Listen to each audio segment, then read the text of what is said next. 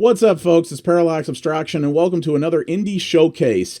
This is a game I'm actually really looking forward to showing you guys. This is something I've been excited about since it was announced back in 2018, and I recently all but 100%ed it. I missed a couple of achievements, but I put a good amount of time into this to do as much optional content as I could. And I really enjoyed it, but it's something that I don't think is going to be for everybody, and that's really what I want to show you here.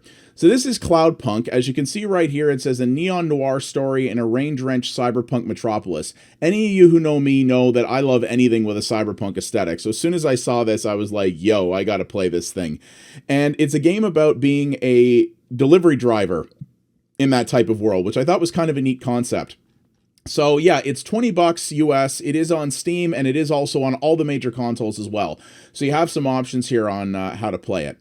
And you're going to see my face is a little off the corner here this time. That is because you're going to see there's some neat little portraiture and stuff in this game that I wanted to make sure I didn't obscure. So yeah, as I said, I have all but 100%ed this game. I streamed a bunch of it on Mixer. I also lo-fi streamed some of it over on my Discord. And I've put about 13 hours into this to get to where I was, which is pretty long for an indie game. If you just want to mainline the story, it'd probably take you less than that, to be sure. But yeah, so here we are. So you're playing as I said, a delivery driver in this cyberpunk city called Nivalis. And I'm going to just take you on a little bit of a tour here to show you what it looks like. This game actually uses voxels, which is not a graphical technique that you see used a lot, but when it is, it's often done to great effect. For those of you who are not necessarily familiar with what voxels are, it's a different way of rendering pixels on the screen. Minecraft uses voxels, so it gives you an idea there. It's a very particular type of technique here.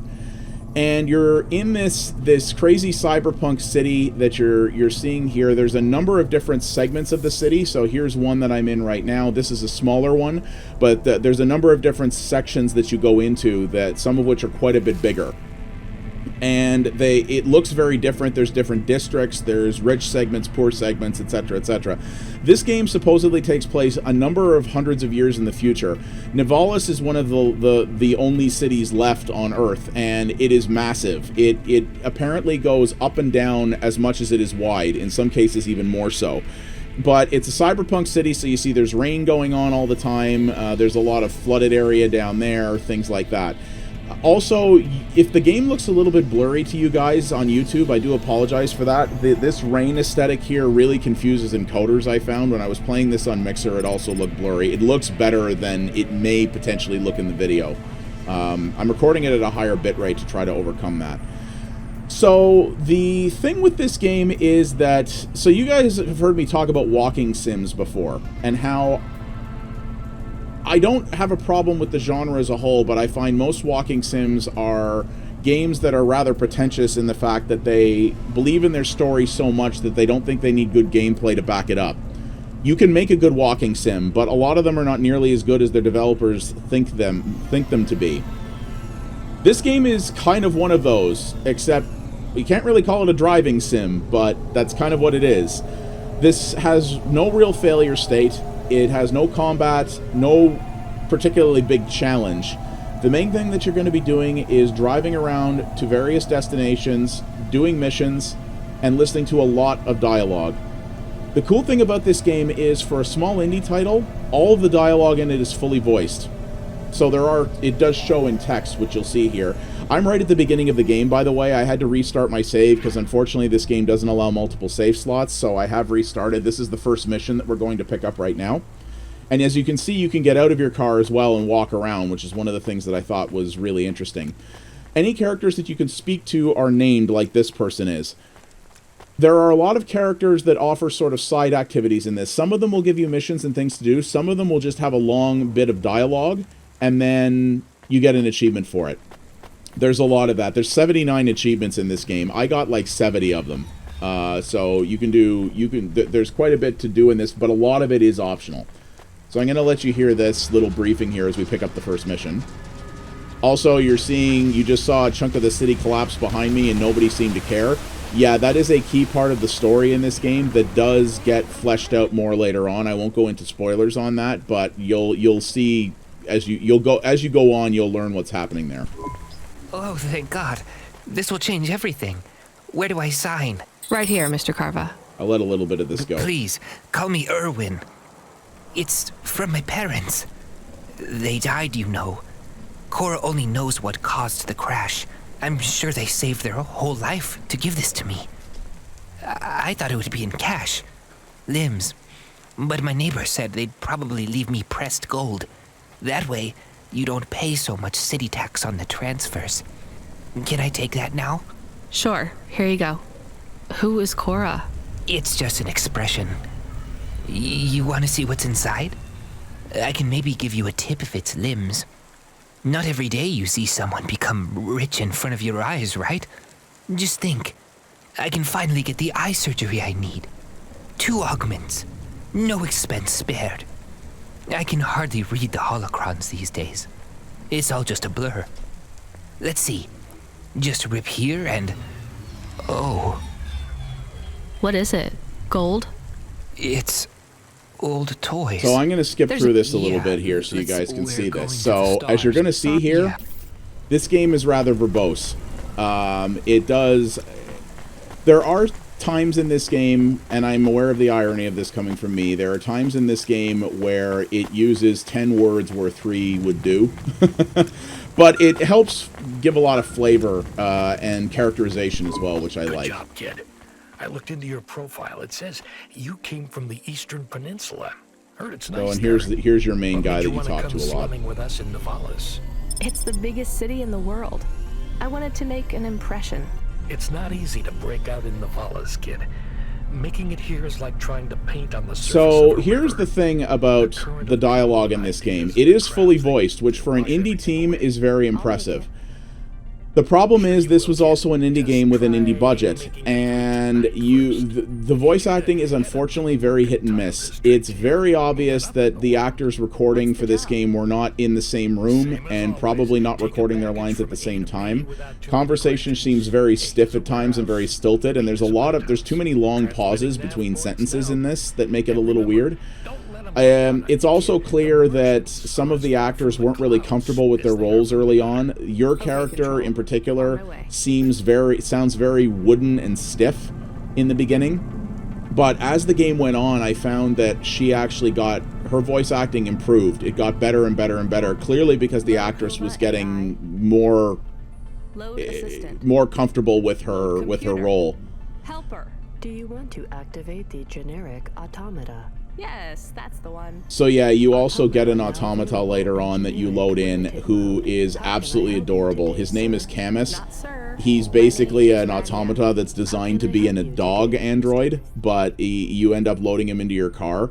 And his personality is great, as is his acting. You're going to see a lot more of him as you play the game, and I thought he was fantastic. So did my chat when I was streaming this. Update my profile, please. So here you can see we're in a different section of Nivalis now, and you can see how very different it looks. I adore the look of this world. I think it's absolutely beautiful. Do you have a hard copy and of the AI on storage media? But that's the thing. The world of this is the real draw. The majority of this game is flying from place to place, listening to dialogue, and flying somewhere else. There are shops in this where you can buy like cosmetic upgrades to your character, but you know when she was walking around there before, that's as far as you can zoom in on her. So it barely makes any noticeable difference. It's nice that it's there, but it really feels like they made a bit of a missed opportunity there. You can also put some aesthetic upgrades into your apartment, but it doesn't matter because you are almost never there. So it's a bit of a weird juxtaposition there. But yeah, you can see this, like this is just, it's just beautiful. And the main draw of this game for me, honestly, like I love games that have, I don't mind stories in games, but I'm what's called the mechanics and world-focused gamer. I like games with interesting ways to play them, and I like games with really gorgeous worlds. And this is very much a world game for me. This doesn't have a lot in terms of gameplay mechanics, and if you're someone who hates all walking sims that are just go from story beat to story beat with little real mechanics, you're probably not going to like this either. I'm playing this literally with one hand on the keyboard. You never need the mouse at all. Funny enough, this game has a mouse lock function, which a lot of other games don't, even though you never really need the mouse. And obviously you can play it with a controller as well, but the controls are very, very basic. There's no way, as far as I can tell, you could end up in a position in this game where you run out of money and like your car runs out of gas, but it's so hard to do that, and I have a feeling that that wouldn't be an explicit failure state. I have a feeling if that happened, you'd get rescued or something like that. So there's no real particular way to fail. It's just driving around and listening to a lot of dialogue. Dialogue which, as we've said before, is mixed in terms of how well done it is. All credit to them for doing a fully voiced game in the indie space. That does not happen often, and it's not easy to do. And most of the voice acting is quite good compared to even a lot of AAA games. Like, I'm not saying it's terrible. It's just at the beginning in particular, it feels a little stiff in times.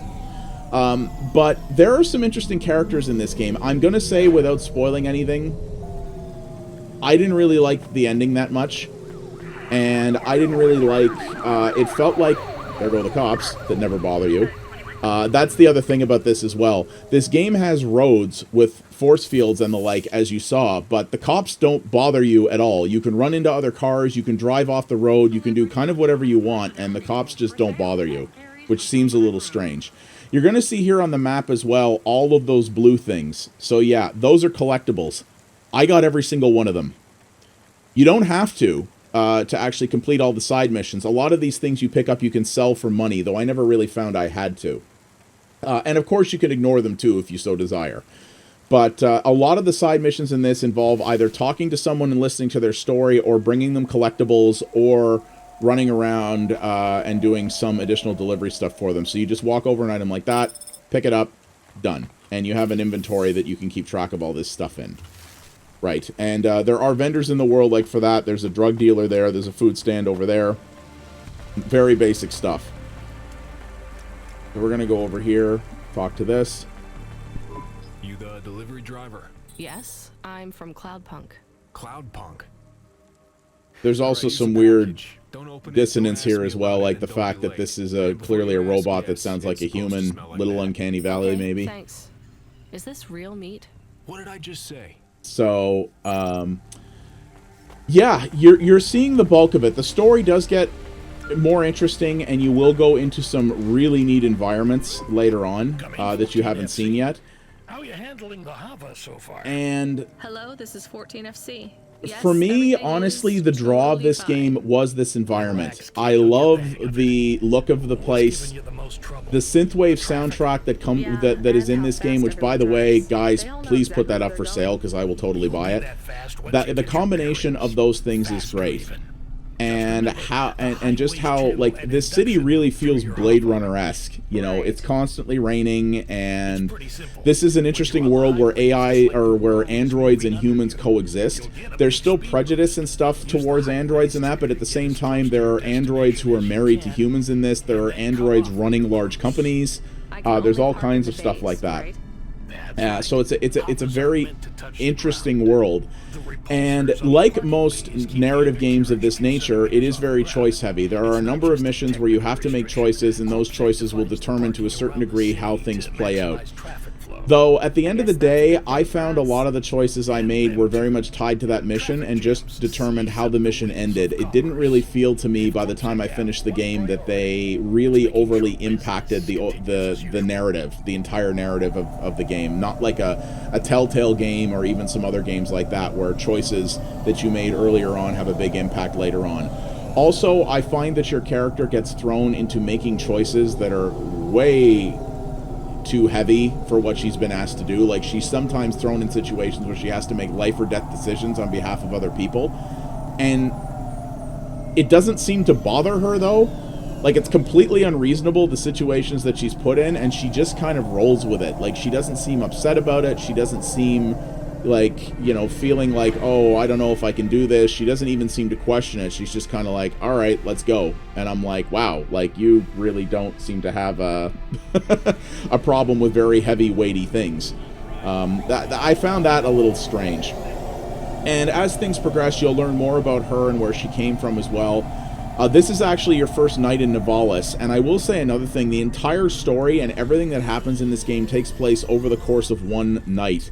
And it's weird because a lot of big stuff happens, like a lot. And I'm like, all of this happened in not just one day, but just one night? I'm like, that seems a little strange to me. In most games, this would have happened over several days. And to be honest, I don't know why they really crammed it all into one night. They didn't have to. They could have made this progress over several days, especially since you do have an apartment you could go back to. And it might have been nice to have a little bit of opportunity to breathe, like whether it was to take some time when you're not working to go do other things, or to have a day-night cycle, or anything like that. The fact that so much stuff happened in such a small period of time not only seems even fictionally very unrealistic, but just not, like, it wasn't necessary, which I thought was a little strange. This is another thing that happens sometimes too. The game will change camera angles, and there's nothing wrong with that. Sometimes it does it gracefully. Sometimes the camera literally snaps, and you'll find because it'll snap like a 180, your controls get reversed, and you're like, yeah, I'm not a fan of that. It does that a little bit too often for my liking. It has a little bit of optimization issue as well. You may see it in the video, you may not, but there is some frame timing problems. I'm playing this on a 1080 Ti. A game like this should never hitch at all on a computer like this, and it does sometimes. So optimization is not incredible. I think this runs Unity underneath, and well, Unity and optimization are oil and water, so that might be why. But it doesn't, this is not a high action game. You don't need to, you don't need it to be running at 250 frames a second to enjoy it. But what you've been seeing me do here is the bulk of it. It's drive to a place, go talk to a character, listen to a lot of dialogue, some of which really overstays its welcome, and go do the next thing. More characters will get unveiled later on, and more story will come out. The story overall, I think, is pretty good. Again, other than the fact that it didn't need to all take place in one night, and I thought the ending was kind of meh. The story I found was really good. But I don't know what it is. It's just something about this world made this a world I just wanted to virtually hang around in. That's why I enjoyed this so much, and that's why I committed to actually... Sometimes you gotta look around a little bit to figure out where you need to go. See, I picked the wrong parking space. That's what happened. I needed to park over on the other side. That happens sometimes. But yeah, that's why I was compelled to 100% this, is I just wanted more stuff to do in this world. I just think they nailed the aesthetics so well. And like, Cyberpunk type dystopias, it's not a place I ever want to live in real life, but it's a place I love visiting because I just think it's so fascinating what you do, or what these worlds are about, and what they involve. And that's, there's a reason that Cyberpunk 2077 is my most anticipated game in my entire life. Here. It says I'm to deliver to Mr. De Beer. That's my employer. Give it to me this instant. Hey, street rat, has this been tampered with? So you sort of hear the difference in the, in the types of characters and stuff you can hear here. What's in the package. But I would say definitely come to this for the world first. If you're coming to it for really involved or action-focused gameplay mechanics, you'll be very disappointed. If you're coming to it for the story, you'll probably like it overall, but at least in my opinion, there are elements of it that are going to be disappointing, especially in the ending. It also feels in certain places like there are chunks of the narrative that are missing, like almost like there were things that were cut. Maybe not, but it kind of feels that way sometimes. What you're really going to want to come here for is the world, and if you like Cyberpunk and you like synthwave and stuff like that, this is going to be right up your alley. But if you need a little bit more to your mechanical depth, and potentially even your story depth, then you may at the very least want to wait for a sale on this one. Like I said, I really, really enjoyed this. This is probably one of my top games of the year so far that I've played, honestly. But it has a lot of caveats to it, maybe more so than a lot of other games of its type would. And I think that you really need to keep that in mind before you plunk your money down for this. Really know what you're getting into with this. But I have to say, as an effort from what seems to be a rookie dev, they've done an incredible job with the look, and fully voice acting an indie game, again, is no small feat. And they didn't have to do that. If this was mostly text, I think it still would have worked out. So kudos to them for that. But they were focused on a narrow vision of world building and exposition within that world rather than mechanics. And there's nothing wrong with that as long as you can make everything around it compelling enough to justify the lack of gameplay. In my opinion, most walking sim type games do not do that. I believe this one did. I think they did really well with it. And yeah, I wanted to show this to you guys so that you could get a visual look at it and really know what it's about, and hopefully get a determination if you think this would be for you. I recommend it purely based off my preferences. I mean, that's how most reviews work, but in my case as well, I think because this is such a divisive genre, I really wanted to lay out what my preferences were and how this meets them, whereas for a lot of other people it might not. So yeah. But that is Cloudpunk, developed and published by Ion Lands. It just came out in 2020 as I'm recording this. It is for the PC and all the major consoles. It's $20 US, at least for the PC version. I like it a lot, but you've got to determine whether or not it's going to work for you and what you're looking for. I think this is a fantastic effort. Based on this Steam review count, it looks like it's done reasonably well. So I hope it gives Ion Lands the opportunity to make a second game. I hope maybe next time they're able to flesh out the mechanics a little bit more, maybe even flesh out the story a little bit more. And if they're able to do something where they can get their voice actors all in the same studio at least, or at least recording at the same time to get that pacing a little bit better, I think they could figure it out, because a lot of the voice talent in this is really good, and once you heard them start getting into their characters and getting into the flow of things, it improved a lot, which I did think that was really good. So yeah, thank you guys very much for watching. If you did like what you saw here, please hit the like button, subscribe, hit the bell so you get notifications on future videos. Share this around and drop a comment and let me know what you think about the look of this. Have you played this? What did you think of it? If you haven't, do you think this might interest you? If you're someone who, like me, doesn't mind a walking sim but is very particular about it, what is it that you look for in one? Because I find that people's ideas on that vary a lot. I find that quite fascinating, and I love to have those conversations with some folks. So yes, indeed. Thank you guys very much for watching, and I will see you on the next episode of Indie Showcase. You guys have yourselves a good one. Take it easy.